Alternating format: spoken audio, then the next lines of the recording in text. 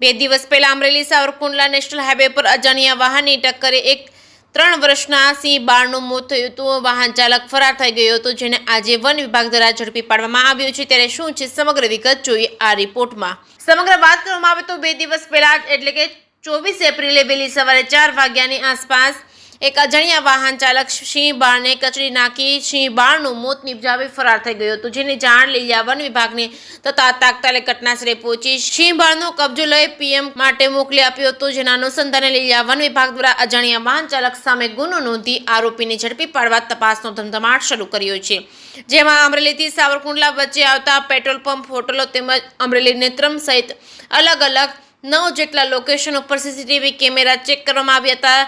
તેમજ રસ્તામાં આવતા ગામડાઓમાં પૂછપરછ કર્યા બાદ તપાસના અંતે અકસ્માત સર્જનાર એક GJ 3BT 7795 નંબરનો ડુંગળી ભરેલો ટ્રક હોવાની શંકા જતા ટ્રક માલિક અને ડ્રાઈવરની પૂછપરછ કરતા ટ્રકમાં સિંહ બાળ સાથે અકસ્માત થવાના પુરાવા મળતા અમરેલી વન વિભાગ દ્વારા કુકાવાવ રોડ ઉપરથી આજે ટ્રક અને ટ્રક ચાલકની અટક કરી હતી અને આગળની કાર્યવાહી હાથ ધરી હતી। જે કેસની ગુજરાતી સાથે જૈનિક સોજિત્રા, અમરેલી। તારીખ 24 એપ્રિલના રોજ સાવરકુંડલાથી અમરેલી તરફ જતા હાઈવે ઉપર એક માદા સિંહનું મૃતદેહ મળી આવેલ, જે બાબતે લીલિયા વન્યજીવ રેન્જ દ્વારા પ્રાથમિક તપાસ શરૂ કરવામાં આવી।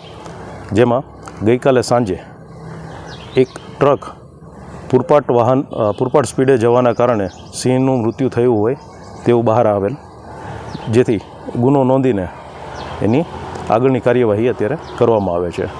આ ગુનાના ડિટેક્શન માટે પોલીસ વિભાગની નેત્રમ શાખા દ્વારા પણ પૂરતો સહકાર મળે અને સીસીટીવી અને હ્યુમન ઇન્ટેલિજન્સ એ બંનેની મદદથી આ વાહન શોધી કાઢવામાં વન વિભાગને સફળતા મળી છે, એટલે અમે એમના પણ આભારી છીએ।